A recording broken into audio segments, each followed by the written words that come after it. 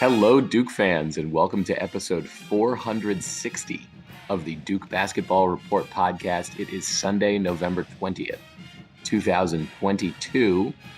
We are back with you after Duke has broken, avoided a losing streak in men's basketball. They take down Delaware. Unfortunately, the football team's good fortune and lucky bounces has reversed again, resulting in a rather painful loss at Pittsburgh. We need to talk about all of it. I am your host for this episode. I am Sam Klein. If my voice sounds scratchy this morning, it's because I haven't felt well the last couple days. So hopefully I recover soon, which will give plenty of airtime today to Jason Evans, who joins me. It's the Jason show. Yeah, I'm the guy with the energy, and Donald isn't here. Donald's over in Gutter.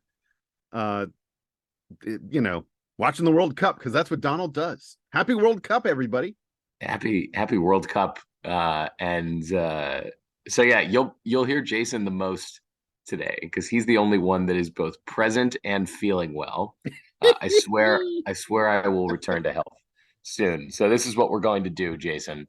We are going to recap that game that Duke played on Friday night. The one against the Blue Hens. The Blue Hens. Then we're going to recap the game that Duke played against Pittsburgh yesterday in football. One of the wackiest.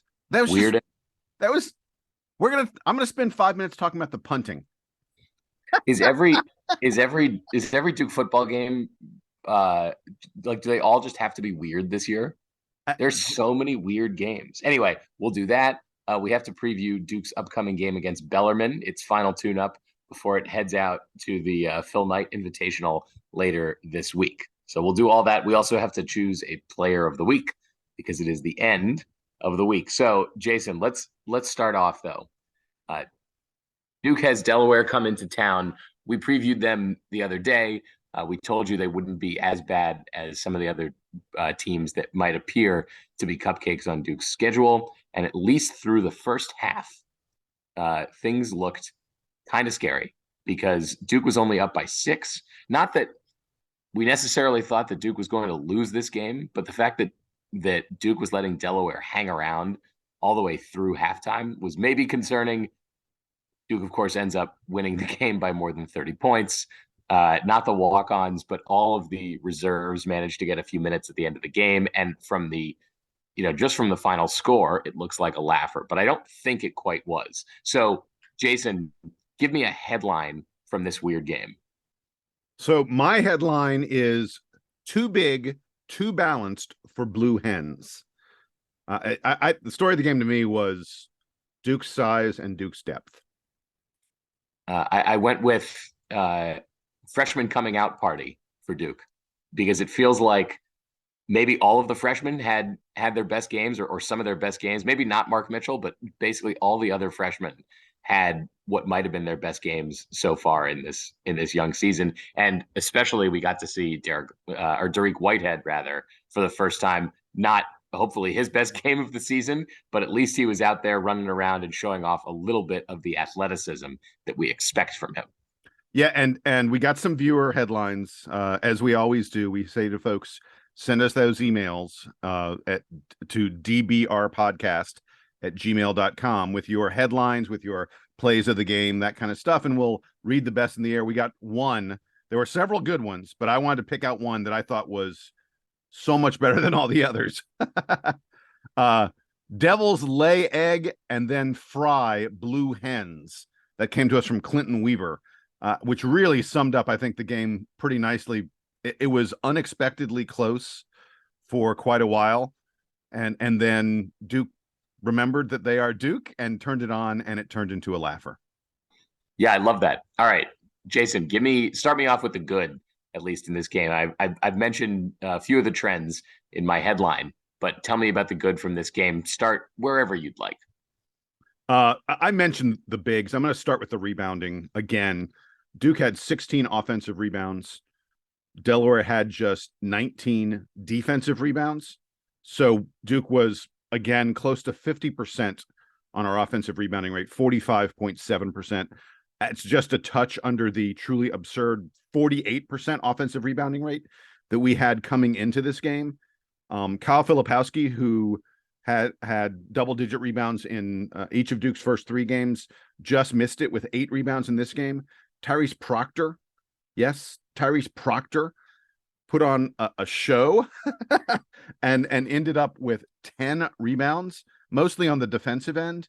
It jumps off the page at you for a guard to get that kind of number. I did notice throughout the game that it seemed like Tyrese was grabbing a lot of sort of not super contested rebounds. It was sort of like if there were 3 Duke guys in the area, Tyrese was the one who went up and got it. If there was no one from Delaware there, I mean, he did grab some of the rebounds in traffic and stuff. I don't want to. 10 rebounds is still 10 rebounds, but it wasn't like he was dominating the boards in a really kind of crazy way for a guard. But between Filipowski and Proctor and several other guys, Duke was just absolutely ridiculous on the boards. And that was, when we previewed this game, we talked about the fact that Delaware wasn't that big. When we get to previewing Ballarmine later in the show, they are another team that is not very big. And Duke just overwhelms certain teams with their size. We're rolling out there with 2 7-footers almost every moment on the floor, with Mark, 6'8" Mark Mitchell, who can jump through the roof playing small forward for us. Dariq Whitehead's now in the lineup. He's also 6'8" and can. Duke is just rolling out there a lineup that's just way bigger than anything anyone else in college is doing. And even has guards who are probably better rebounders on average than you would think given their height. Even if Proctor grabbed a few easy ones, he still knows how to put himself in the right position. Jeremy Roach, it also has been a very good rebounder for somebody of his size historically. And by the way, Jeremy Roach didn't have a lot of rebounds in this game. He ended up with only 2 rebounds, but he had an offensive rebound in the second half. I'm trying to remember who missed the shot. It may have been Whitehead. I don't know. Someone missed a shot. Jeremy Roach grabbed a really strong offensive rebound, took it right back up, got fouled. It was a 3-point play, and that was literally the play that jump-started the 22-2 run.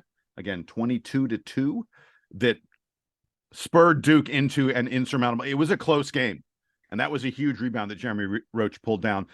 Like I said, Duke just destroyed these guys on the boards. And Jason, when you talk about depth, Dereck Lively in the starting lineup for Duke now, Ryan Young on the bench, but both contributing a ton here, closer to the way that maybe we would have envisioned before the season and before Lively's injury. Yeah, and to me, yeah, like I said in my headline, depth was another thing that really mattered in this game. All 9 of Duke's regulars, and it's pretty clear, I think, at this point that this is, at least for the moment, a 9-man rotation. We'll see when Duke plays, in the Phil Knight tournament over Thanksgiving, if it shrinks a little bit. I'm not sure it's going to, because I can't really tell you guys that I go, oh, that guy should not be playing. But it feels like, yeah, this is a 9-man rotation, and all 9 of those guys had at least a bucket in the first 15 minutes of the game, which is really impressive. When you got 9 guys who are all threats to score for you, that's a big deal.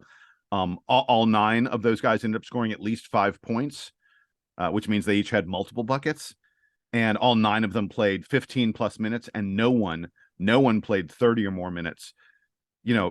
Again, looking ahead a bit, when Duke is playing in the Phil Knight tournament, it's going to be 3 games in 4 days. They play Thursday, Friday, they take Saturday off, and then they play on Sunday. Having the kind of depth that Duke does is going to be a real help in a circumstance like that. And I do wonder if Duke goes any deeper during that, that very short run of 3 games. But I also wonder if, there was it felt like John Shire was doing a lot of lineup experimentation against Delaware. Lots of interesting combos. And at one point, by the way, we talked about the size. At one point, he pulled out the small lineup where Mark Mitchell was the biggest guy on the floor, which I think is a really interesting, situation for Duke, that they can go really small if they want at times and not be overwhelmed on the boards. That said, I'm not sure that we want Kyle Filipowski sitting on the bench all that much. Yeah. Jason, can we talk about some of these freshman big men and the nights that they had? I specifically wanted to call out Filipowski and Dereck Lively. and maybe I start with Lively so that you can talk a bit more about Filipowski. The biggest thing that stands out to me from Lively from this game, and of course we're still seeing him get ramped up. It's sort of happening, in front of us as opposed to behind the scenes. But the big standout for me is the 4 assists. I didn't realize that Lively was going to have the kind of court vision in the paint that he had in this game. And I'll also spoil my play of the game, which is he whipped a pass out to Kyle Filipowski for a 3. That's my play of the game also. I can't believe you going to pick this. That. Yes. That thing's so great. We've gotten through our plays of the game. That was awesome. What it reminded me of was how good, and I don't think that their games are very similar in many other ways, but it reminded me of how good Jalil Okafor was at passing out of the double team in the low post to find shooters. That is a rare skill for a freshman to have. That's a rare skill, I think, for most college big men to have. Like if you have that kind of advanced court sense, you're probably already in the NBA. So Dereck Lively's 4 assists were pretty awesome, and they were, they weren't tip out offensive rebound type assists that you might expect from a big man. Those were him like commanding the attention of the defense and then finding the outlet. Really cool stuff. Yeah, and one of the other things I'd identified as the good was the passing overall. Yes, Dereck Lively had 4. Ryan Young had 3 assists. And with the big men, it wasn't, like you said, it wasn't just that passing out of the post kind of thing where I'm in here, I'm double teamed, I'm gonna find a guy open on the perimeter. By the way, that's great. We love that. You want to see that. There was also a lot of passing within the post. So a guy would have the ball, the defense would come to him, and he would find another teammate open for a way easier shot in the lane. A lot of really advanced passing from Duke. One of the things that I noted was it just didn't feel like a bunch of freshmen, a bunch of guys who are getting used to playing together. The way they found each other felt like guys who'd been playing with each other for a long time. And I mean, when you think about Lively and Whitehead, I mean, these are guys who only started practicing with, they took weeks off. In the case of Whitehead, months off from practicing with the team. To be at this level this fast is really impressive. Duke had 18 assists on 34 made baskets. That's an assist rate of almost 53%. We had 5 different players with multiple assists. It is clear that this team is dangerous, not just, players are dangerous, not just in their ability to score, but their ability to set up other players. And one of the really weird things about all this passing and all these assists, Jeremy Roach, our point guard, Jeremy Roach had 0 assists. Against Kansas, he had 1 assist. And it was early in the game. Someone on Twitter said that Jeremy Roach has now gone like something like 50 minutes of playing time without getting an assist, which seems bonkers. Although part of the story of this game, I think, is that more and more we're seeing Tyrese Proctor as the guy who's initiating Duke's offense. Jeremy Roach has moved more into a scoring role, and Tyrese Proctor, to me, who had a ridiculous game. I thought Tyrese Proctor was outstanding, arguably the player of the game. Really sublime passing. He was, he drained that step back 3 that I love. I know there are a lot of people out there who don't love it, but those step back shots, they're impossible to stop, and he is really good at them. And you know what, Jason, on the step back shots, I know that they're difficult, but there are so many guys in the NBA that make that a part of their game now that I sort of expect players like Proctor coming in who have really high ceilings and really high expectations for themselves are going to teach them. And by the way, Proctor's been training at the NBA training. Like those guys understand. They're doing that stuff. Yeah. And when Duke had Jabari Parker now almost 10 years ago, he was taking crazy shots like that. And we were like, oh man, this is weird. It's like cool that he makes them all, but it's very like off-putting that we have a freshman taking all these crazy low percentage shots. Now it almost feels like I expect it like these guys are all watching James Harden and Luka Doncic, and they're like, well, we have to do the stuff that those guys are doing, or not to mention like Steph Curry and Damian Lillard. So I love that. On the other guy that I wanted to call out, Jason, was Kyle Filipowski, because it's not just the scoring. He hits 2 of his 5 3-point attempts, which I love. But what's even better is his handle. I was shocked at how much he was able to dribble with the ball and like make good decisions with it. So pretty awesome stuff from Filipowski as well. He is unveiling, gradually more and more aspects of his game. And I can't really recall a highly touted freshman having this kind of sort of a roller coaster preseason and early season. Comes into school. First of all, in high school, it's worth noting, Kyle Filipowski was a decent recruit and then suddenly sort of exploded right around the time that he committed to Duke and went from being like a top 40 kind of recruit to being a top 5 recruit. There are even people saying, oh, is Kyle Filipowski maybe the number 1 recruit in the class right around the time Duke signed him? Ended up being top 5, top 10, but still super, super big time recruit. Arrives on campus, and there are a lot of people who said he was struggling early in practices, that he wasn't. We saw, some of the tape that we saw of the early season scrimmages and practices and things, and the word we were getting out of practice was that Kyle Filipowski was not super impressive. The coaches were on him pretty hard. There's talk that at one point John Shire kicked him out of practice during one of the preseason practices, that Shire had to, was riding him hard and kicked him out. And like in a couple of the preseason games, Filipowski was not one of the guys who was putting up big stats. And then suddenly the regular season starts. He's getting double doubles left and right. He's unveiling more and more of his game. He looks like what you would expect a top 5 recruit to look like. He, at this point, he's up there with, 2 or 3 other guys for the best freshman in the country at the moment. It's still very early. Dariq Whitehead, is still unveiling his game for the nation, but it's kind of amazing this journey that Filipowski's on, considering he's a month into his career. It's amazing. It's totally bizarre. But yesterday or Friday night rather, I think was another notch in the good for Kyle Filipowski. Let's, Jason, very quickly talk about the bad. I don't know if there's a player you want to start with, or if there are some aspects maybe of Duke allowing Delaware to hang around in this game that you wanted to highlight. Yeah, there are a few different things I noted in the bad, and final score to me is not really indicative of what this game was, because for a long time Duke was struggling in this game to pull away from a Delaware team, they're okay, but they're not that good. I'd said that I expected the line was around 20 points, and I expected Duke to cover fairly comfortably. And if they did, it wasn't because they had it in hand the whole game. It was a competitive game for quite a while. The first thing that stuck out to me was the defense. Now, Duke did a great job of getting up in the face of the Delaware guards and making life miserable, especially for Jameer Nelson Jr.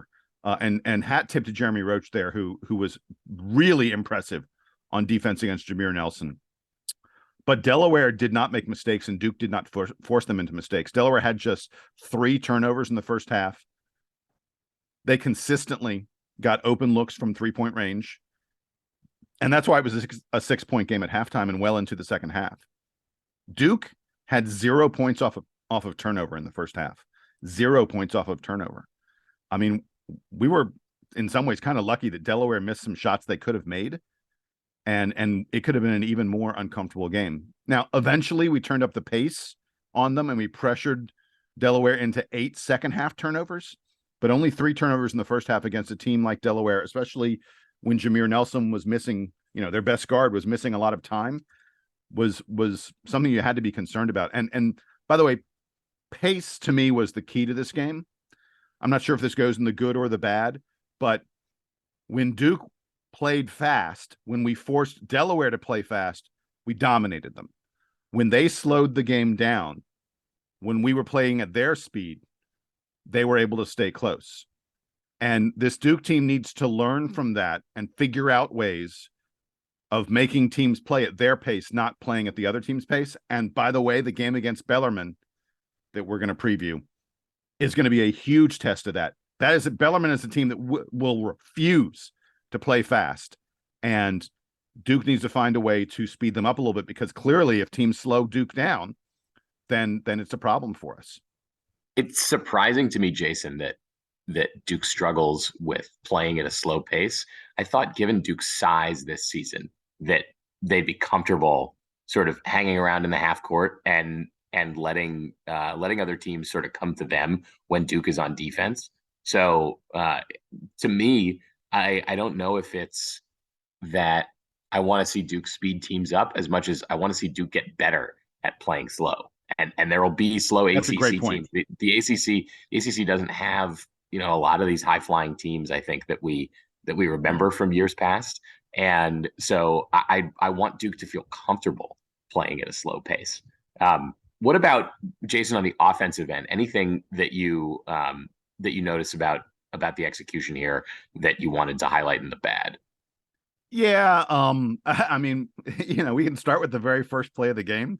Tyrese Proctor came down and threw a lob to Dariq Lively that was as bad a lob as you'll see. Like he threw it like outside of the lane. It was behind Lively. If Lively had caught it, there was no way he could do anything with it. The announcers made some comment that, like, I don't even think Dariq Lively was big enough to catch that lob. It was an interesting choice by Tyrese. I'm not quite sure what he was going for there. By the way, speaking of the announcers, is Mike Jaminski okay? Did you hear the start of the game? No, what did he say? It's not what so it's hard to duplicate. Mike Jaminski on color, like, tried to talk, and look, I'm here. I I clear my throat.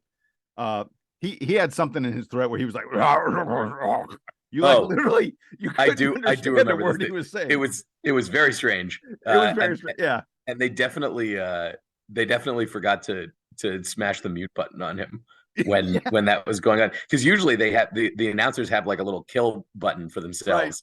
Right. Oh, I know. When they start coughing or sneezing or something. But the G-man missed his mute button. Yeah, it was. I was like, oh my God, is he all right? Anyway, let's get back. Sorry, total diversion there. Let's get back to the offensive. Hey, it counts. Look, Mike Jaminski's got his jersey in the rafters. If he's not okay, we got to talk about it. Absolutely, and I'm sure Mike's doing fine. He was great later in the game. It was great to get Mike on the mic, because he's one of the better color commentators out there.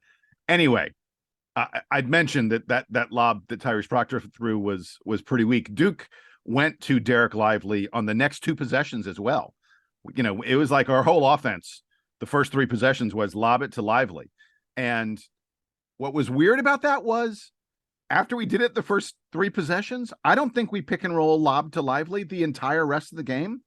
I'd love for us to make that a more regular. It doesn't have to be every play, but make that a more regular part of the offense, because it's kind of clear from watching him that Dariq Lively does not have moves in the post. He's a guy who's going to go outside and shoot. He's a guy who's going to get you rebounds, and he can get you lob, putback points like that. But he's not going to make a lot of moves in the post. So let's get him involved in that pick and roll game. I was surprised after we did it early that we just forgot about it for the rest of the game. In terms of the rest of the game, Duke had some pretty sloppy offensive moments. It looked to me like we lost focus at times. It looks like some guys, sort of decide, oh, on this possession, I'm going to take the ball and go one-on-one and score. And offense needs to be something that is more fluid, where you don't make a decision in advance of getting the ball. I thought that both Mark Mitchell and Dariq Whitehead decided at times, I'm taking the ball. I'm going to get a shot no matter what. And it didn't always work out for them, although Mitchell was pretty efficient in this game and unveiled sort of a mid-range game. We haven't seen very much from him. That little foul line jumper he took looks to me like he can hit that very, very consistently.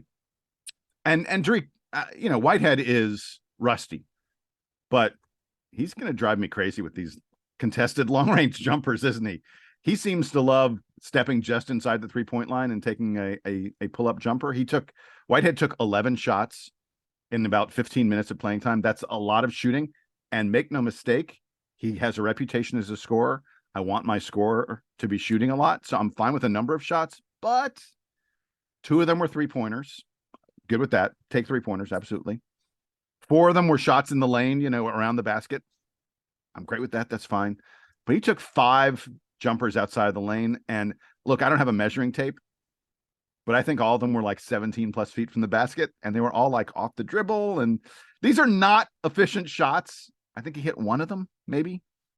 Anyway, he needs to hit more of those if he's going to take them. I would love to say, please stop taking that shot, anyone who's listened to this podcast for a while knows that I hate the mid-range jumper, or I guess the long-range jumper. Shots outside the lane that are not three-pointers should be outlawed in basketball. They just and Whitehead took a lot of them, and it's clear that that's a lot of his game. I guess I'm just gonna have to learn to live with it, but it's hard on me. Jason, on the same topic of like some of this stuff is coming back into vogue in the league now that things have become so efficient. So there's an element of like you got to practice these things because these are the shots that they'll give you. I don't know how much that matters actually in college. While Dariq Whitehead is here and more athletic than 98% of the guys that he's going against in any game. But yeah, it's a weird, concerning thing. I don't think we have to pick a play of the game. I think we both chose ours, right? Yeah, absolutely. It was that sublime pass from Lively to Filipowski in the corner that Flip finished off for us. It was that was a great play, and as we said, super advanced for a freshman. All right, Jason, let's take a quick break. When we get back, we will preview Duke's upcoming game against Bellarmine. We will also quickly recap Duke's loss to Pittsburgh in football, which drops the team to 7-4, just 7-4. So stick around. We'll be right back.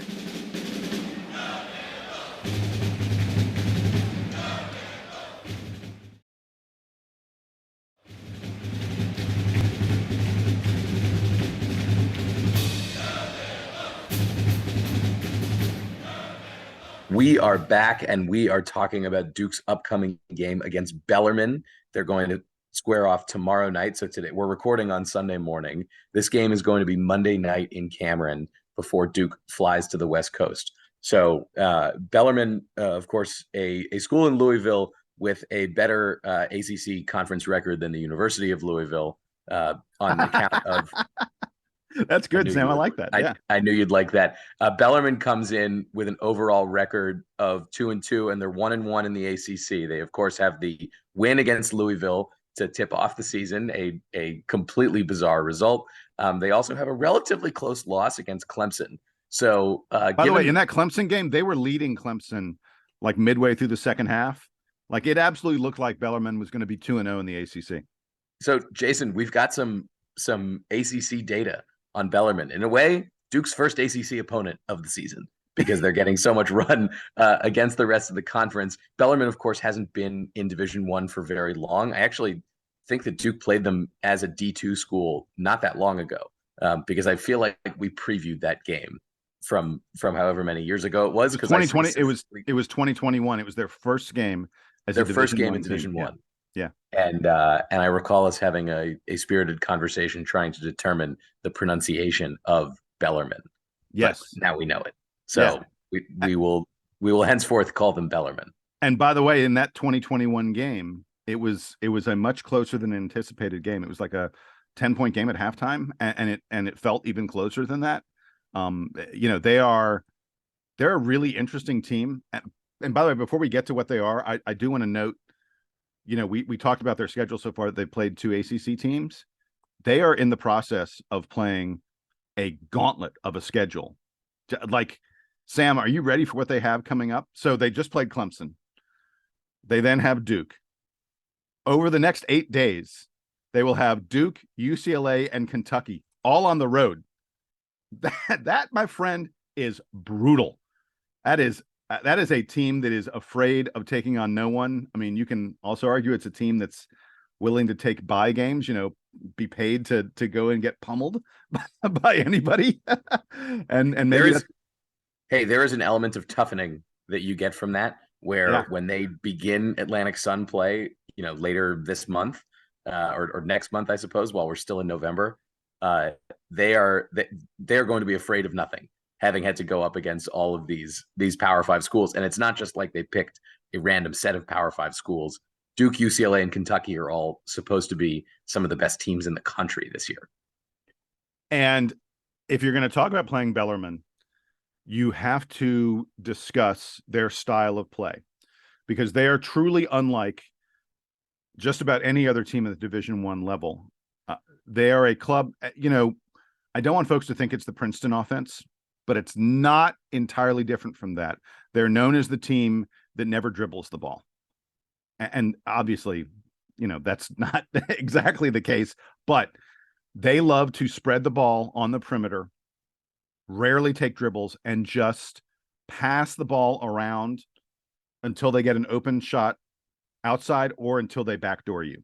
You've got to be careful of backdoor cuts against them, and you've got to be careful of leaving three-point shooters open. And as a result of them passing the ball a lot and refusing to take bad shots, Bellarmine plays one of the slowest, like one of the 5 slowest, one of the 3 slowest, I think, paces in the country. It's going to be fascinating to watch. I think it's be interesting for Duke, especially for the young players to play against. But they will use the entire shot clock in the hope of getting an open 3 or a backdoor cut for a layup. And you must be disciplined or you could get nipped. They are a small team. They play essentially 4 guards or wings, and they play 1 big man. And that 1 big man is very comfortable playing on the perimeter. Again, there won't be anybody. There'll be times on offense where Bellarmine will not have, most of the time, will not have anyone in the lane, anyone close to the lane. They will just be out on the perimeter, the entire team. Last year when Duke had Mark Williams, if we had a big man like Mark Williams, and I think Ryan Young is somewhat similar in this regard, who has trouble maybe staying in front of a quicker guy, it could be a real problem for them. And I think Ryan Young may have some trouble with Bellarmine. Luckily, Kyle Filipowski and Derek Lively appear to be the kind of defenders who can get outside and don't mind playing a guy on the perimeter, but it's going to be an issue for Duke. And then on defense, Bellarmine packs it in, and they force you to shoot over them. There was an amazing stat that better than 58% of the shots taken against them this year, almost 60% of the shots taken against Bellarmine this year are 3-pointers. A little bit like Syracuse in that regard. Teams play Syracuse and they end up taking a lot of threes. When you play Bellarmine, you take a lot of threes. Now, the bad thing for Bellarmine is teams have hit a fairly decent, like 36% against them. So, if Bellarmine gives up a lot of threes, but teams tend to hit that shot. And then the other thing about Bellarmine on defense is because they're packed in, because they're trying to prevent you from getting, good shots from close to the basket, they don't get many steals. They're 337th in the country at steal percentage, which is very low. They're 360 odd teams. So, one of the bottom 5% or so at steals. And they also do not block shots very much at all. I mentioned that they're pretty small. But it is really tough to get a good 2-point shot against them. They allow their opponents to hit just 43% of their field goals, their 2-point field goals. So they do a great job of contesting twos. And, for someone like a Dariq Whitehead, who is sort of willing to take a difficult shot, that's what Bellarmine wants you to do. They want you to take difficult shots. They're a really interesting test for any team. If you don't shoot well against them, and if you don't play disciplined on defense, Bellarmine can absolutely surprise you. And because they slow it down,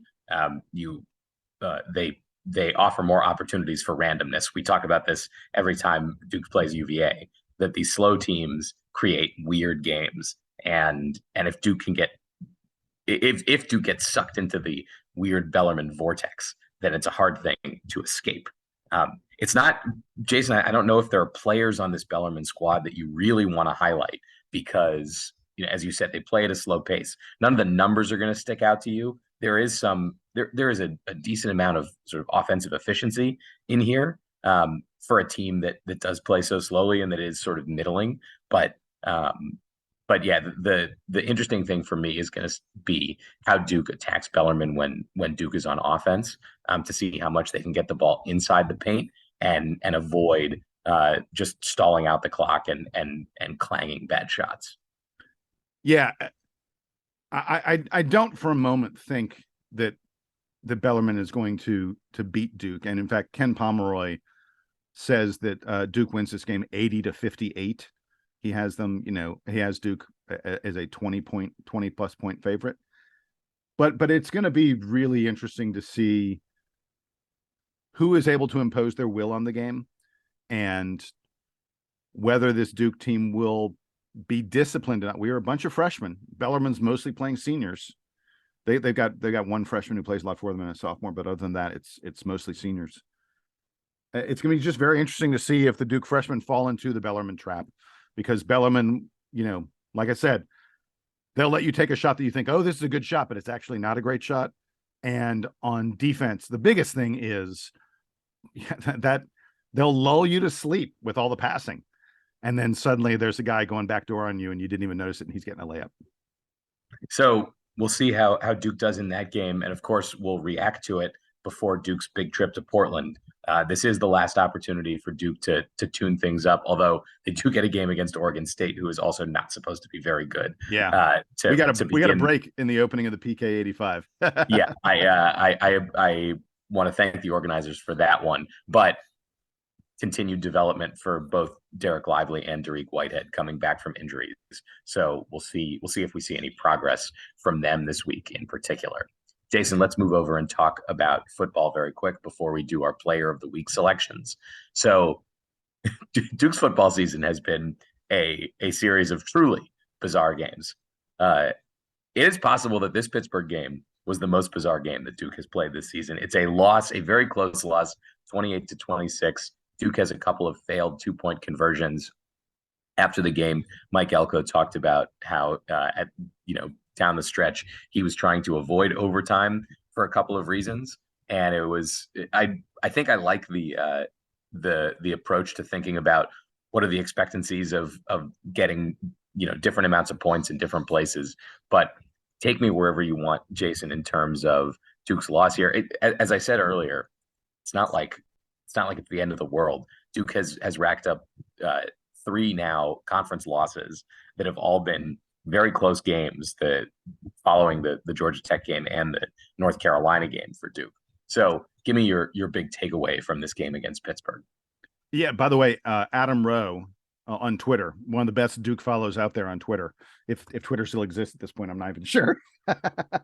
Adam Rowe had a tweet where he noted that every Duke loss this season has been on the last play of the game, that Duke had the ball with a play to, either win the game or take it to overtime in every game they've lost.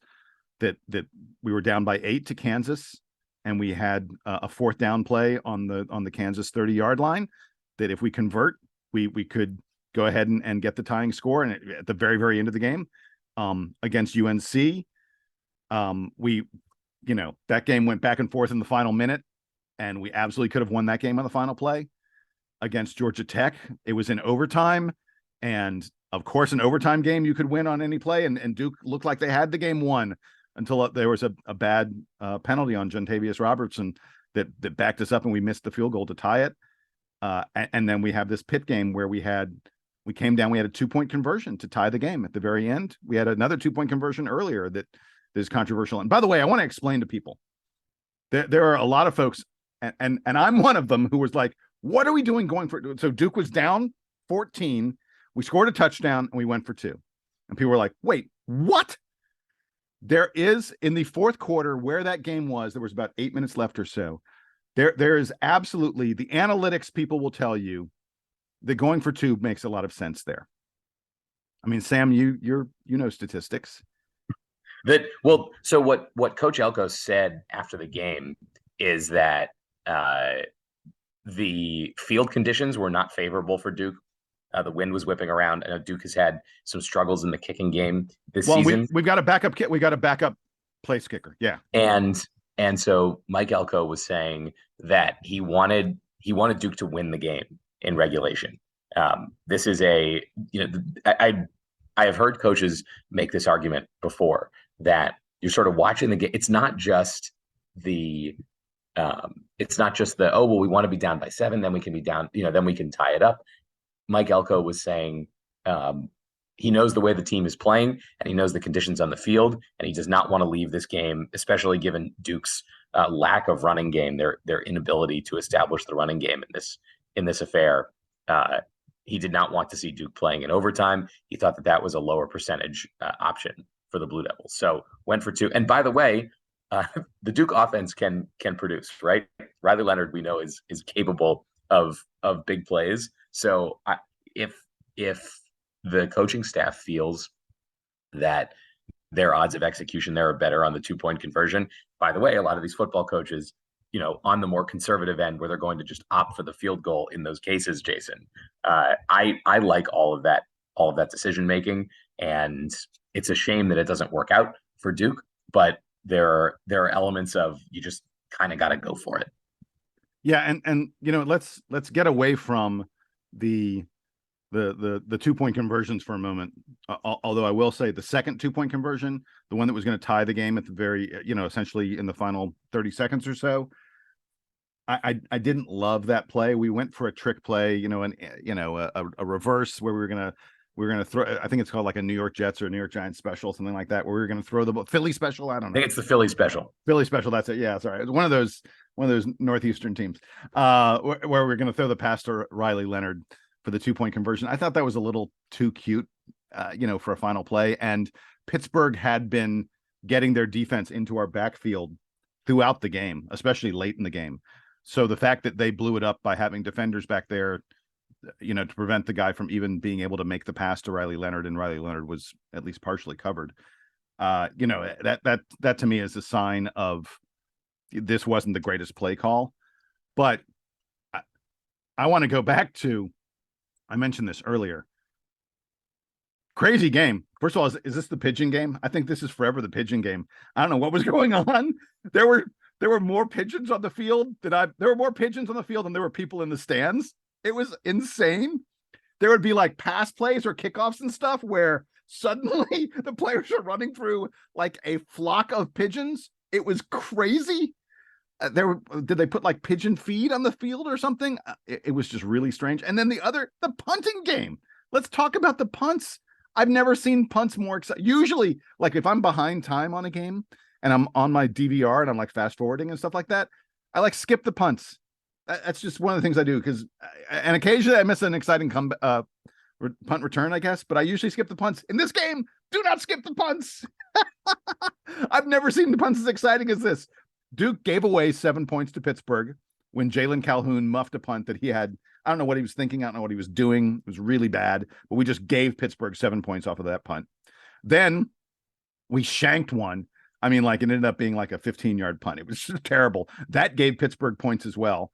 Then we partially blocked a punt that gave us great field position and allowed Duke to, get a touchdown. I think we got a touchdown off of that. I'm pretty sure we did. And then we had one where the Pitt punter late in the game had one just go through his hands. Like it wasn't a bad snap. It just went right through his hands and gave Duke incredible field position that we turned into points. Like there were literally like 24 points scored off of weird punt plays. It was crazy. Look, this is part of what Elko was talking about afterwards, that the conditions on the field were bizarre. So and the punting game, between the execution of the punting snaps or the punts themselves or the fielding of the punts, everything was kind of topsy-turvy in that game. Yeah, and I wonder how much of some of the other weirdness that happened in this game, it was cold. I don't know that it was like crazy cold. I mean, it wasn't Buffalo, but there was something going on in this game. John Tavis Robertson dropped a TD pass where he was behind the defense. It hit him in the hands and the chest. Like I'm not sure how he dropped it. If you'd been an offensive lineman who had lined up at wide receiver, I guess I would understand if you dropped that pass. I don't understand how someone who plays wide receiver drops a pass like that. That was the difference in the game. It was like almost too easy. And there were just a number of times where it was just a sloppy game. It felt very uncharacteristic for Duke. We did more passing than running in this game. We were missing tackles in a way that we haven't been missing tackles this year. The play calling, like I mentioned, that the play call on the 2-point conversion, some of the other play calling I thought was a little strange. It felt like the Duke that we've seen in past years, not the Duke under Mike Elko. And I hope it was just a one game blip, but just everything about that game was very strange. And it was yet another game that could have gone either way. Duke could absolutely be, with just a couple easy breaks, Duke could be like 10-1 at this point. It wouldn't I know. be insane. Isn't that weird? It wouldn't be crazy if that happened. But 7-4 is an amazing record. I got no problem with it. The national analysts are talking about Carolina being. I don't know if Carolina's in the sleeper talk, but they at least can definitely play spoiler to I suppose that Clemson sort of played their way out of it, but yeah, I don't think either Carolina or Clemson are in the conversation. There's a lot of crazy stuff to happen. There's a really crazy world where it could happen, but Duke had Carolina, so it's a strange one. I did want to highlight. I know the conditions were weird, but Duke did a great job against Keaton Slovis, the Pittsburgh quarterback yesterday, and a pretty highly regarded quarterback in his own right. So great job by the Duke defense. They picked him off twice in the second half, and they were able to sort of limit Pittsburgh's passing attack in this one, which is just, continued evidence that Elko is making a huge difference on that side of the ball. Yeah. And by the way, I feel terrible that I haven't mentioned it yet, but huge shout out to Jordan Moore. Yeah. Wow. 14 receptions, 199 yards, had a TD, had one reception that the announcers were like, that might be the catch of the year.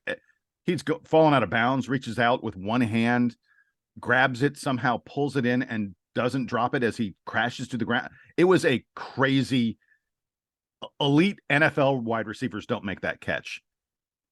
And reminder, everyone, dude was a quarterback 2 months ago. That what he is doing at wide receiver is really remarkable. He has turned into a huge, huge weapon for Duke. And then the last thing I want to mention on football is 2 months ago, if you'd said to me, oh, Pittsburgh is ranked. Pittsburgh was considered one of the better teams in the ACC coming into the season. Oh, Duke's going to play a game against Pittsburgh and you're going to be really disappointed because Duke doesn't play like themselves and they lose by 2. I'd been like, what are you talking about? Yeah. What does that even mean? Right. The heights that this team has achieved, the degree to which they've elevated our expectations, we just cannot talk enough about how impressive a job these players and this coaching staff have done at turning this program around. Jason, let's wrap up the show then with our player of the week selection. We're going back to basketball. I know we've switched topics here a couple times, but give me your player of the week. Duke, of course, goes 1-1 this week. The loss against Kansas out in Indianapolis, and then back home, the win against Delaware. Who you got? Yeah, I did not pick him last week, and I kind of, laughed and joked about it a little bit, but this week it's got to be Kyle Filipowski. I think there's, I don't know, Sam, maybe you have someone else in mind, but, against Kansas, 17 points, 14 rebounds. The next game he comes back and gets 18 points and 8 rebounds. And we talked extensively about the degree to which he's unveiling new aspects of his play, the degree to which he does not play the way you would expect a 7-footer to play. I have seen people start to use the word unicorn about him. And I don't dispute it. He appears to have, elite perimeter skills in a center's body, and that is a unicorn. So Kyle Filipowski, player of the week. And he has ball handling in addition to that, which I think might be the most amazing thing given his size. So I also was going to pick Kyle Filipowski. Jason, on the topic of last week, he won ACC Rookie of the Week last week, and I don't think we mentioned it on the show because ho-hum, a Duke freshman is getting weekly awards in the ACC. I think I may be wrong. I think Duke, since they initiated the ACC Rookie of the Week, I think Duke players have won more than half of the ACC Rookie of the Week awards. It's kind of absurd. Just silly. Yeah. Hey, I got one more thing before we go, just super, super fast. This week, or this past week, was the signing period for incoming high school seniors coming to college. And as a result, all the players who've committed to Duke have all signed their papers. They are all officially Blue Devils on the men's side and on the women's side. And as a result of that, a lot of people are putting together sort of their high school recruiting rankings of the classes by team. The Duke men are considered currently to have the number 2 class behind Kentucky. Duke has a couple guys who are rated, lower than top 10, and Kentucky's almost exclusively got top 10 players. That's fine. I'll live with it. Not a big deal. Tyrese Proctor wasn't a top 10 recruit. I'm more than happy having the guys in our class. It's an incredible class. But I wanted to shout out and mention on the women's side, because I interviewed Kara Lawson just a few days ago. Folks, if you have not listened to that interview, go back in your podcasts, like 4 or 5 podcasts ago, my interview with Kara Lawson. She talks about the fact that they had a really good recruiting class last year and they wanted to outdo it this year. Hat tip, they did. They are currently rated as the 6th best, number 6 recruiting class in the nation.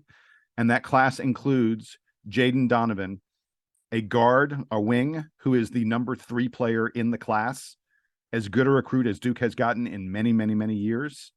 And Jaden Donovan, by the way, is not the only. They have 3 top 30 players in this class. Kara Lawson is doing an incredible job of elevating the Duke program. We don't talk about women's basketball all that much.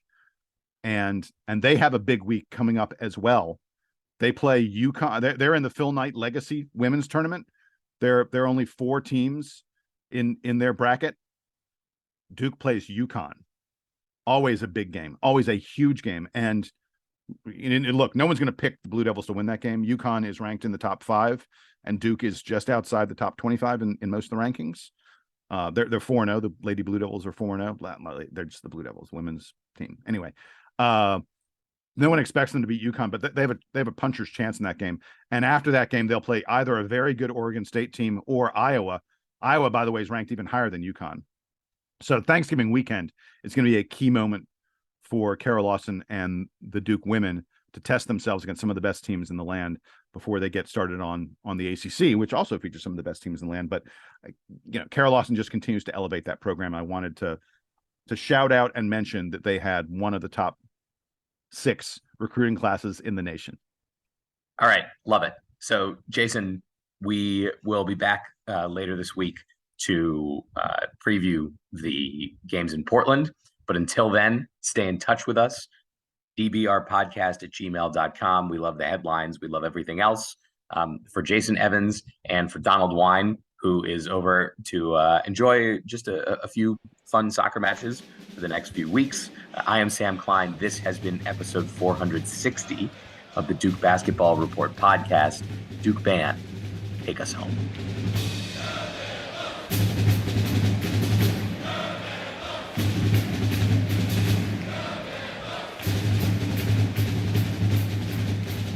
By the way, I had it in my notes to bring up, but then I decided I'm not going to bring it up because I don't want to be the guy that complains about the refs. But there was a moment in the first half where Kyle Filipowski took a 3-pointer and fell down after taking it. And they didn't call the flop? Yeah, now, he was clearly bumped. He fell because he was bumped. So when guys take 3-pointers and fall down afterwards, you either have to, A, call a foul because they were bumped, or B, call a technical because they flopped.